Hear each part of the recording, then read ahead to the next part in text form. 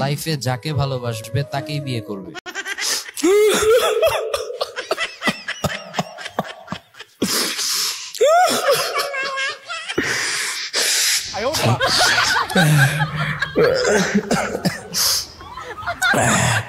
লাইফে তুমি যারে ভালোবাসবা তারই বিয়ে করবা, আর না হয় ঝামেলা বাইজা যাবে।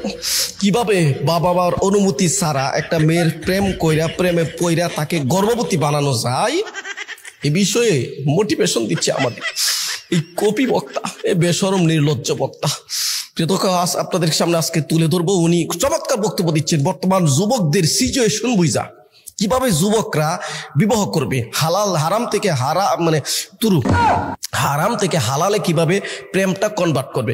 আপনি ছেলে মানুষ প্রেম করতেই পারেন, এটা তো no problem, it is no problem. হুজুরের বক্তব্য হচ্ছে এটাই, আপনি যখন একটা মেয়ের সাথে প্রেম করবেন, রিলেশন করবেন, সেই রিলেশনটা আপনি কিভাবে কন্টিনিউ করবেন, আপনার মা বাবা তো মেনে নিবে না, আপনি তখন কিভাবে মা বাবার সামনে উপস্থিত হবেন, হুজুরের সেই পদ্ধতি ধাপে ধাপে আপনাদেরকে এই ভিডিওর মাধ্যমে আমি তুলে ধরার চেষ্টা করব। প্রিয় দর্শক, তো চলুন কথা না বাড়িয়ে ভিডিওর মূল পর্ব শুরু করি।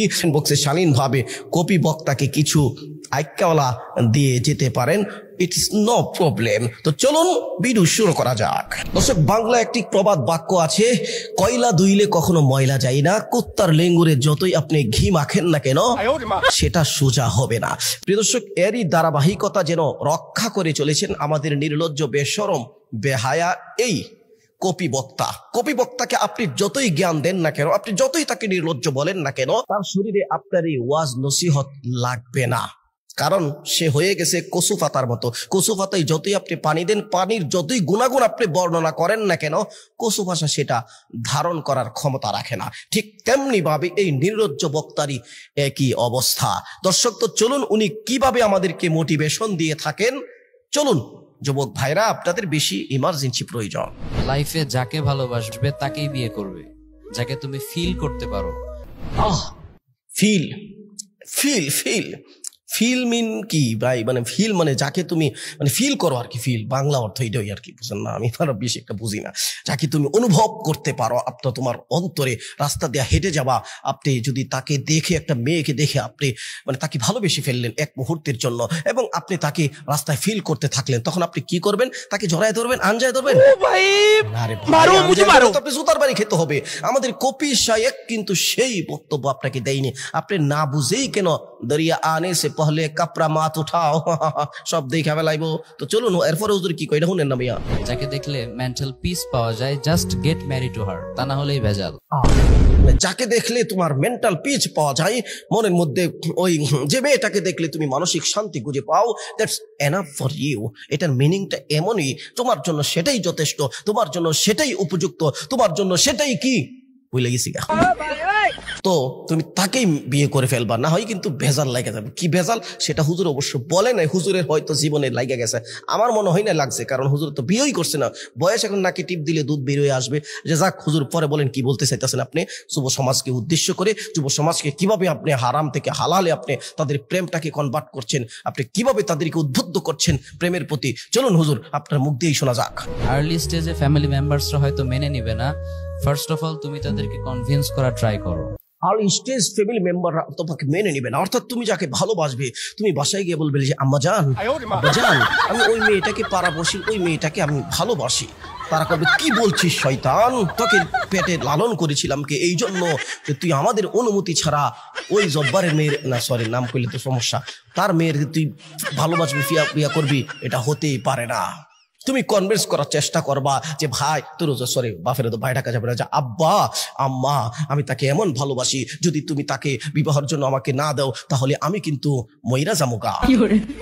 এদের কনভিন্স করবা একের পর এক, তার সাথে বিয়ে দিলে আমি সুখে থাকবো, শান্তিতে থাকবো, এরকম ভাবে উভয়জনে ট্রাই করবা। যদি না মানে হুজুর এরপরে কি করবো? পরের ধাপও কিন্তু চিন্তার কোনো কারণ নাই।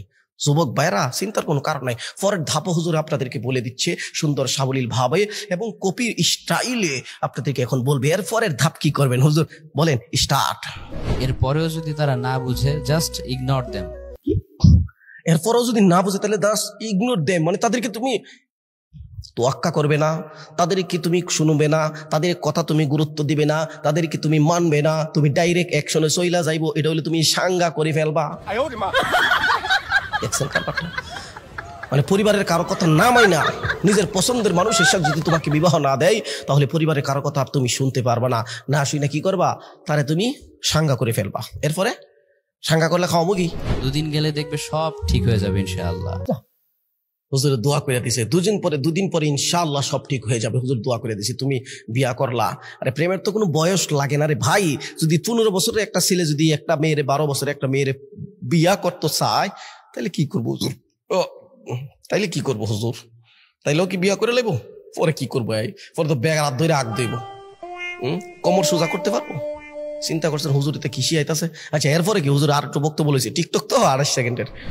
But always remember one thing, your life your decision. বাবা চমৎকার, ইউর লাইফ ইউর ডিসিশন।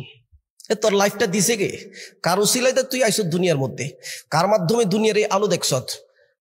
মানে তারা কি তোর লাইফটা কি খারাপ চায়?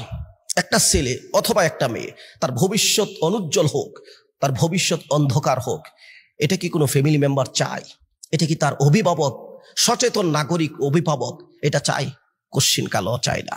তো তাদের কথাকে ইগনোর করে যে নিজে নিজে বিবাহ করে বাংলাদেশের সবচেয়ে বেশি ডিভোর্সের হার হচ্ছে তাদের। আর এই রাম ছাগল হুজুর কি শিখাই দিতেছে? বিকজ দিন শেষে সংসারটা তুমি করবে, তারা না।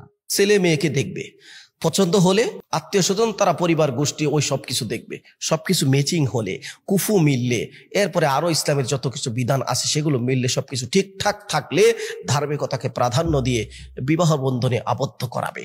আর সে বলতেছে তার মনের ভিতরে যাকে ধরে তারে তুমি বাইজ্ঞানে বিয়া করে নাও। ভাগায় বিয়া করার জন্য হুজুরে প্রস্তুত করতেছে। আচ্ছা বাংলাদেশে কি এমন কোনো মানুষ নাই, মানে এলাকার আশেপাশের কোনো মানুষ নেই, সবাই কি পাগল হয়ে গেছে? এই রাম ছাগলটা কি ধুলাই দিতে পারে না, কিচ্ছু করতে পারে না? আমার তো সহ্য হয় না, আমি তো দূর থেকে মনে যেতে চাই থাবড়ে তার দাঁত ফালাই দিন। অশিক্ষিত কোথাকার, লজ্জা সরবের মাথা গায়ে ফেলাইছে। এই যে আলাম তাস্তাহয়ি ফাসনা মা শিতা, এই সমস্ত নির্লজ্জদের ব্যাপারে আল্লাহ রাসূল হাদিস বলেছেন, যখন তোমার লজ্জা শরম কিছু থাকবে না, লজ্জা শরমের মাথা গায়ে ফেলবা, তখন তুমি যা ইচ্ছা তাই করতে পারো।